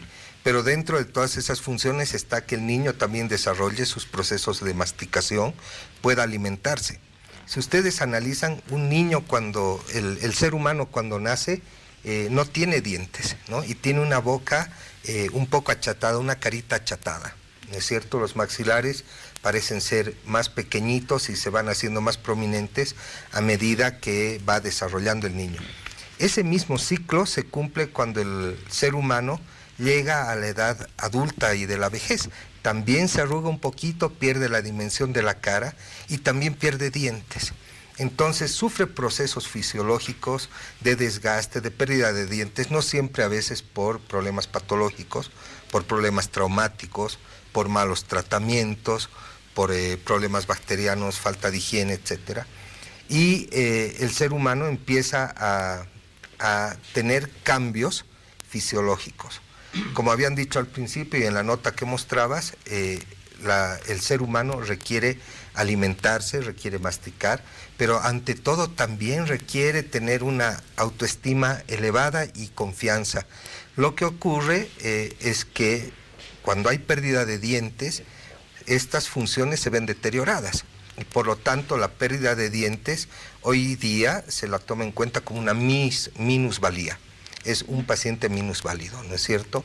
Entonces es importante que las personas que nos están escuchando sepan que es muy importante cuidar la dentadura de los niños y generar una conciencia de este tipo de cuidado para que mientras el niño, el ser humano va desarrollando a ser un niño hasta los 12 años, un joven, un adulto mayor y hasta llegar a la senilidad, tenga la estructura dentaria indemne para tener una vejez sin mayores problemas. ¿Qué puede ocasionar el problema, por ejemplo, de la pérdida de dientes? Porque hablabas de 6 dientes perdidos, ¿no es cierto? Pueden ser muchos más, pero ¿qué ocurre cuando un paciente pierde los dientes a temprana edad? Empiezan cambios a nivel óseo, por ejemplo, que hoy día se resuelven por medio de los implantes para mantener el nivel de hueso y devolverle la función del sistema al paciente. Pero ocurre también que pacientes que no tienen posibilidad de llevar el sector posterior de la boca, tienen problemas estructurales que afectan, por ejemplo, a la columna, a la estabilidad del paciente, a la fuerza que el paciente pueda necesitar tener en el tronco superior. O sea que la odontología hoy en día tiene tanta importancia que se debe remarcar en aspectos mucho más profundos que solamente el de la caries, solamente la malposición o la enfermedad periodontal. La odontología abarca, como había dicho, una serie de disciplinas que son importantes de tomar en cuenta porque deben consultar en los consultorios a los odontólogos, a los profesionales, para saber el por qué tiene dolor muscular en la espalda, dolor de cabeza, dolor en los maxilares al levantarse, al despertar, y una serie de cosas que podríamos mencionar respecto a lo que es el problema de salud oral.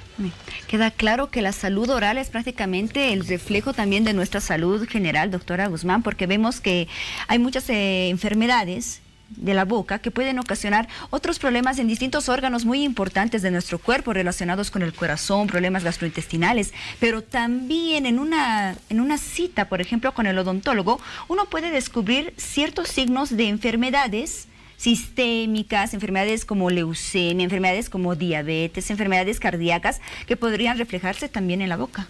Exactamente. La boca es la ventana prácticamente de todo el cuerpo humano, donde se van a ir reflejando un sinfín de enfermedades sistémicas. Pero haciendo un poquito un resumen y para que la población pueda entender de la importancia de lo que es el cuidado de las piezas dentarias, de la prevención a todo nivel, desde la gestación. Así como mencionaba el doctor, si bien se forman a los 4 meses, empieza a formarse el macizo craneofacial, es decir, la cabeza y la cara.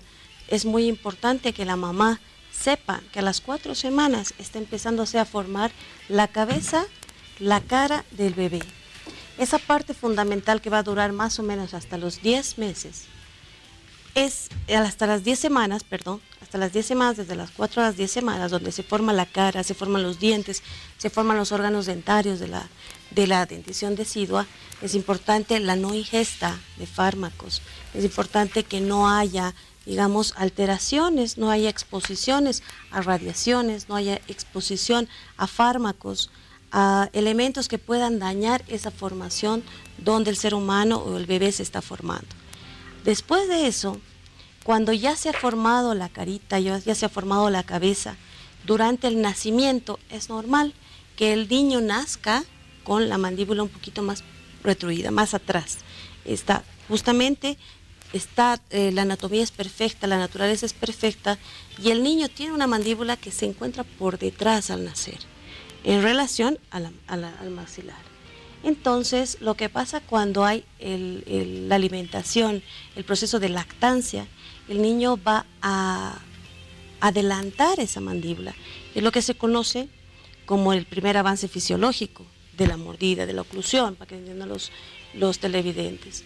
Avanza la oclusión gracias a la succión que tiene el niño con la alimentación materna. La leche materna no solamente le va a dar nutrientes, no solamente le va a transportar un sistema inmunológico al recién nacido, sino también va a estimular a que toda la musculatura vaya poniéndose en su lugar y todos los huesos vayan adelantando, previniendo así maloclusiones posteriores. Entonces, el no tener una contaminación cruzada, una infección cruzada entre los abuelos, muchas veces es común que los abuelitos o los papás terminen besando a los niños en la boca, soplando la comida o teniendo una estrecha cosa que se pueda contaminar. El proceso carioso no es un proceso solamente bacteriano, es multifactorial. Depende del estado de salud del niño, depende de cómo está formado, de cómo está calcificado, depende de los alimentos que tenga esta persona, depende de los microorganismos que se haya contagiado y además del tiempo que estos permanezcan acá. Entonces, todo ese conjunto es el que debemos velar. Desde que el niño está en formación, va creciendo, tenemos que ir teniendo un control cuidadoso desde que nace, desde que se forma hasta que va creciendo. Enseñarle al niño cuáles son las funciones. Es imprescindible que él sepa que la higiene oral es fundamental para prevenir ciertas enfermedades. Entonces la prevención está a todo nivel, desde la formación del mismo niño, desde la prevención de no formar enfermedades que a la larga, la pérdida de una pieza dentaria puede terminar en tratamientos sumamente costosos, ¿no? Que en nuestra sociedad, por ejemplo, una especialidad que va a restituir las piezas dentarias mediante la implantología, cuando esa pieza dentaria se podía haber prevenido. Cuidado del tejido periodontal con el cepillado, eliminar todas esas. La prevención hace que los costos sean mucho más económicos, hace que el paciente pueda tener a lo largo de los años que vaya a vivir, pueda tener sus piezas sanas. Además vemos que, por ejemplo, en el caso de la implantología, los implantes dentales es el último avance para poder reponer las piezas dentarias perdidas. En comparación con otros tratamientos que existen, como la prótesis fija, las prótesis removibles, ahí hablamos de los puentes, de las coronas, lo que ustedes mejor conocen como placas, pero que no igualan la función de los dientes naturales. Exactamente. La pérdida de piezas dentarias en el ser humano afecta todo el sistema. La OMS dice salud es una manifestación donde hay un bienestar físico, psicológico y social. La persona, la sonrisa es la puerta de entrada, de presentación, es el rostro de presentación. Entonces, al no tener piezas dentarias, la autoestima, cómo se siente la persona, cómo se desenvuelve, cómo se desarrolla, la seguridad que pueda tener una persona. Las piezas dentarias ocupan no tienen solamente una función fisiológica, sino también repercuten en la parte emocional, psíquica de las personas. Definitivamente, la prevención desde los primeros inicios de la vida, las primeras etapas, es demasiado importante. La educación y tomar conciencia acerca de la importancia de la salud oral para evitar algunas enfermedades bucodentales, por ejemplo, doctor Mollinedo, que podrían terminar en lo que es el cáncer oral, por ejemplo. ¿Con qué frecuencia se presenta estos casos de cáncer oral en nuestro medio? Mira, definitivamente yo no tengo mucha experiencia en el tema de cáncer oral, así que mal te podría dar algún dato estadístico que sea certero. Lo que sí sabemos es que en odontología, debido a la combustión de algunos elementos como ser el problema del cigarrillo, que vienen a través de el fumar, se presentan lesiones superficiales en mucosas que pueden derivar en un problema de cáncer. Por supuesto que el odontólogo está entrenado para detectar este tipo de lesiones, porque hay muchas otras lesiones, ¿no es cierto?, que se pueden producir en la boca, se pueden producir en la lengua, en los carrillos, en las encías. Pero el cáncer oral, no tengo en este momento datos de cuál es la frecuencia de hallazgos de cáncer oral en nuestro medio. Sí existen muchísimos pacientes que presentan problemas tumorales y que obviamente son derivados a las áreas de atención pública inicialmente, como son los servicios de la seguridad social, donde se atienden estos casos que son de una especialidad muy definida en odontología, ¿no es cierto? Así que... Usted tiene la especialidad en rehabilitación oral, doctor Mollinedo. Definitivamente es muy importante la preservación de las piezas dentarias, de los dientes, porque esto puede generar muchos cambios y muchas alteraciones a nivel oral y bueno, eso repercute en la salud general también. Exactamente, como ha mencionado la doctora, el tema de la salud tiene que ver con una visión holística de lo que es la salud, o sea, muy integral. Actualmente, ¿cuáles son las principales causas para la pérdida de los dientes? Hay varias, o sea, entre ellas la principal causa es el problema de la caries, ¿no es cierto? Ya había mencionado que puede ser la caries, pueden ser problemas traumáticos, problemas sistémicos, la falta, por ejemplo, la sequedad que en la boca, que se presenta muy frecuentemente por el problema, por ejemplo, de la presión alta, ¿no es cierto? Cuando pacientes están medicados, problemas de pacientes que tienen, por ejemplo, artritis, y que tienen que tomar corticoides y antiinflamatorios, tienen problemas de sequedad en la boca y por supuesto todos estos elementos afectan a la estructura, al mantenimiento de la estructura dentaria y por eso las piezas dentarias se llegan a perder. Pero también existen problemas de trauma o microtrauma en odontología, donde los dientes se van fracturando, van perdiendo sustancia, debido a que existe una mala oclusión, debido a que existen problemas de rechinamiento, de bruxismo, que la gente sufre muchísimo, ¿no es cierto?, por problemas de estrés, problemas tensionales, que se manifiestan en la boca a través de la pérdida de estructura dentaria. Obviamente la odontología tiene también muchos recursos, muchos protocolos y tecnología para recuperar a estos pacientes. ¿Qué ocurre con un paciente que tiene problemas dentarios en cantidad de dientes o en la pérdida de la forma de los dientes? Ocurre que hay una variación en su forma de masticar, hay variaciones en la forma de la dicción de las palabras, problemas de dolor y obviamente todo eso conlleva a una baja de la autoestima y por lo tanto es gente que muchas veces se aísla, tiene que comer diferente, tiene que comer comida muy suave, cortar muy poquito, comer lento, etcétera. Puede repercutir Muchos también elementos. incluso en el ámbito laboral, ¿no? Se ve que Claro. muchas personas incluso tienen que a veces faltar al trabajo, o niños que tienen que faltar a la escuela con problemas relacionados a lo que es la salud oral. Claro, por problemas de dolor, ¿no es cierto? Así Falta de concentración y varios de estos elementos que se producen por la pérdida de dientes, por procesos patológicos en marcha que están agudizados en algún momento y que presentan dolor, y que obviamente el mensaje para todos ellos es que el único lugar donde realmente pueden resolver sus problemas es en un consultorio dental. Muy bien, ¿no? doctora. Y a través de la prevención.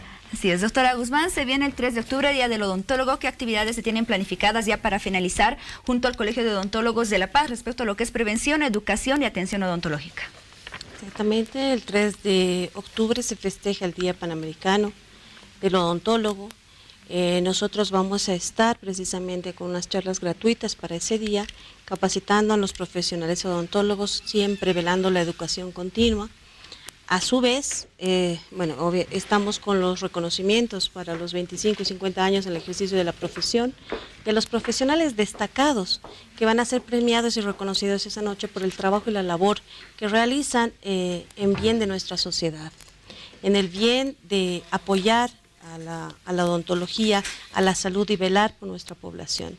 La profesión de odontología es una profesión de servicio social, es una profesión de servicio y entrega, donde tiene que haber un alto grado de conciencia y compromiso con nuestra población.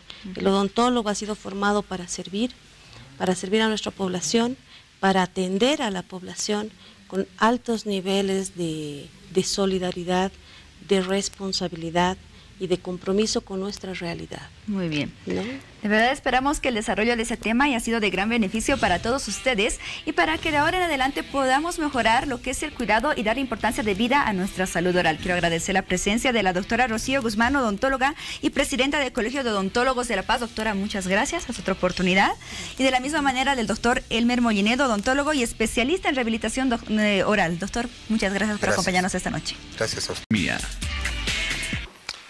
Bueno, estamos a poquito de cerrar el hora 23 de hoy, pero no podemos irnos sin antes hablar de la feria. Con el auspicio de American Prime ahora en Bolivia, presentamos Ferial 2017 por Bolivisión. Bueno, cientos de stands, cientos de lugares para comer, para divertirse. La Feria Exposición de Santa Cruz definitivamente ofrece de todo y para todos. Oscar, buenas noches. Entiendo que tú estás en el lugar más divertido de la feria esta noche. ¿Cómo estás? Querido Víctor Hugo, buenas noches, Bolivia, desde Expocruz 2017. Pensé que ya no salíamos. No sabes, Víctor Hugo, te he preparado como 50 modelos, ya las tuve que despachar. Es más, hasta regalé como 200 pelotas como esta. Bueno, balones, aquí tenemos mucha gente que está viendo. A ver, venga mi amiga, venga. Venga, ¿cuál es tu nombre? A ver, amiga, mirando a la cámara. ¿Cuál es tu nombre? Valentina. Valentina, y estás hasta esta hora. Mira, ya va a ser 12 menos 10 ya. ¿Sí? ¿Con quién viniste a la Expocruz? Con mi mamá y mi papá. Con tu mamá y tu papá. Bueno, una pelotita te voy a regalar para que te vayas esta noche. Gracias, Valentina. Pero no es solo la fiesta de chicos ni de grandes, también de jóvenes, de personas mayores que están disfrutando en este sector que es uno de los más solicitados, como es los boliches dentro de la Expocruz 2017, y para ello tenemos la belleza. ¿Cuál es tu nombre? Hola, mi nombre es Mara Coimbra. La gente está disfrutando todas las noches de los 10 días, igual dentro de lo que es este sector de música, de en vivo, conciertos, y que se vienen a refrescar un poquito con la deliciosa cerveza. Claro que sí, todos los días está aquí el stand para las personas que se cansaron ya de caminar. Bueno, vienen a refrescarse, a divertirse y claro, tiene que tener variedad, ¿no? Claro. Bueno, pero por este lado también tenemos otra de las modelos. Bueno, ¿cómo es atender aquí en Expocruz un boliche dentro de lo que es este campo ferial? Como todos los años, bien recibidos y súper felices de tenerlos aquí y los esperamos en los días que sobran en la Feria Exposición. Y es así, de esta manera, como se vive Expo Cruz 2017 en diferentes momentos de los cuales se disfruta también en momentos de entretenimiento en estos espacios que te brinda Expo Cruz con diferentes pubs, discotecas y también lugares donde uno puede refrescarse, ¿no? De acuerdo a las marcas. Pero Víctor Hugo, aquí la gente está siempre preguntando por el programa Hora 23 y me dicen y te mandan saludos diferentes personas. Vamos a saludar a David, a Luis, a Natalia, bueno, y a muchas personas que siempre están con nosotros y que se acercan y ven la unidad móvil de Hora 23 y quieren estar también saludar a sus familiares en todo el país. Esta es la belleza que se muestra en este momento en uno de los pubs y discotecas que tiene Expo Cruz 2017. Pero nosotros también vamos a hablar de las modelos de la feria, no solo hermosas mujeres, sino también de varones con cuerpos esculturales, quienes están participando de Expo Cruz 2017 y la anticipación de lo que es la preparación en cuanto a gimnasio y dieta. Veamos la nota. Presentamos Ferial 2017 por Bolivisión. Nos mueve un mejor futuro, nos mueve el amor por Bolivia, nos mueve el progreso, nos mueve la integración, con mejor salud y educación, la economía crece, Bolivia avanza, con la nacionalización, las fuentes de energía son nuestras, con nuevas industrias, comunicación, tecnología de punta, nos mueve un mejor futuro, nos mueve el amor por Bolivia, nos mueve el progreso, nos mueve la integración.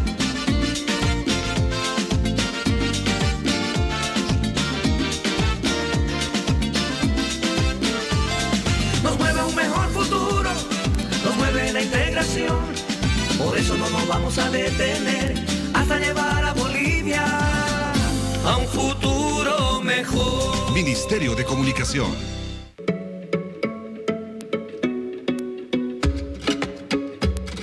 Sin duda el atractivo principal del Expo Cruz son sus bellas azafatas que reciben todas las noches a los visitantes durante los 10 días de feria, pero ellas y ellos se preparan con mucha anticipación. Vengo desde el concurso del Miss Bolivia hace 3 meses preparándome, ¿no? Alimentándome sano, que es lo más importante.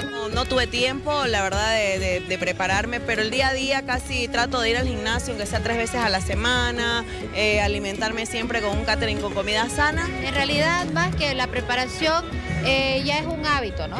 Ya tengo hábitos alimenticios. Hago ejercicio ya hace bastante tiempo, practico CrossFit, ¿no? Que se ha puesto muy de moda, ¿no? Pero yo en realidad lo estoy practicando ya hace unos 5 años atrás. Pero de un tiempo a esta parte, las empresas expositoras también optan por contratar modelos varones para que las féminas puedan disfrutar del carisma de jóvenes con cuerpos atléticos que atienden al público femenino. La tradición era siempre venir y ver chicas lindas, azafatas. Y bueno, también ya es hora, ya es momento de que también los varones nos pongamos bien en forma y también podamos tener algún trabajo como modelo, ¿no? Fruto de una preparación de 2 meses, que fue entrenamiento y la dieta para estar a punto aquí para la feria. 1 hora y media durante 5 veces al día. Ya llevo practicando calistenia, ya son 3 meses.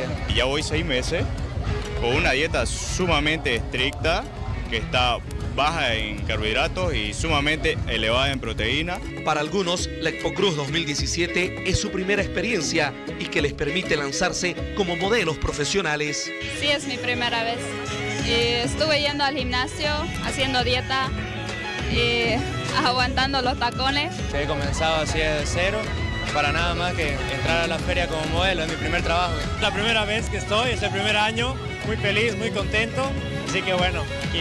Así también, usted que todavía no visitó Expo Cruz puede encontrar a una mujer que derrocha belleza por su dulzura en su rostro y un cuerpo perfecto que enamora a los visitantes que pasan por su stand.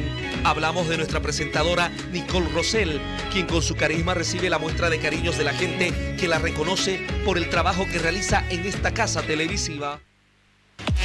Pero hay un dato interesante, ¿no es cierto, querido Oscar? Que entre la belleza que tú observas en la Feria de Exposición de Santa Cruz, no solamente está la belleza cruceña, está la mujer cochabambina, paceña, tarijeña, chuquisaqueña, modelos de élite que se van precisamente hasta la Expo Cruz para exponer lo que es la belleza que llega desde diferentes partes del país. Claro, como tú lo decías, querido Víctor Hugo, todas las modelos de toda Bolivia se preparan para el momento más importante, para esta vitrina, no solo en el tema comercial, industrial, sino también para lo que es exponerse como modelos y como su imagen, ser parte de lo que es Expo Cruz 2017. Podemos ver diferentes modelos de élite, de agencias, también lo que son modelos independientes, pero que están trabajando y que están aquí en Expo Cruz. Pero comentarte, y como ya las imágenes lo acompañan, te cuento que, Víctor Hugo, si no me va bien de periodista, me voy a ir a mi Chaco, a Camiri, con esta maquinaria. Imagínate qué hermosa. Esto para lo que es la agricultura, como también vamos a poder ver una retroexcavadora, vemos unas volquetas. Este es otro sector muy importante, Víctor Hugo, en la Expo Cruz, donde se puede ver al día gente del campo, gente trabajadora que viene, se hace préstamos, facilidades de crédito para poder adquirir y llevársela a los sectores rurales donde ellos comienzan y trabajan ya con este tipo de maquinarias. Realmente una economía que se mueve también en este sector de industrial y agro y de la agricultura, además de la agropecuaria. Víctor Hugo, comentarte que el día de mañana van a estar, es la noche de artistas nacionales que triunfan en el exterior. Va a estar Emanuel, va a estar Mr. Bobo, Annalise, Shave, Alexandre, Adri Vargas, Leo Rosas, como también Luis Gamarra, entre otros artistas, es lo que va a recibir el escenario principal de Expo Cruz 2017. Volvemos hasta La Paz, Víctor Hugo, aquí con esta maquinaria, con este pequeño tractorcito. Nosotros nos despedimos hasta las próximas horas de hora 23, Santa Cruz Ferial. Bueno, carga combustible, querido Oscar, que ya te vienes el próximo fin de semana para La Paz y seguramente en esa maquinaria. A ver, ya me dirás cuánto tardas en llegar. Te mando un fuerte abrazo. Otro abrazo, querido Víctor Hugo. Hasta mañana. Con el auspicio de American Prime ahora en Bolivia, hemos presentado Ferial 2017 por Bolivisión. Bueno, vamos a un cortecito. Retornamos en un momento nada más.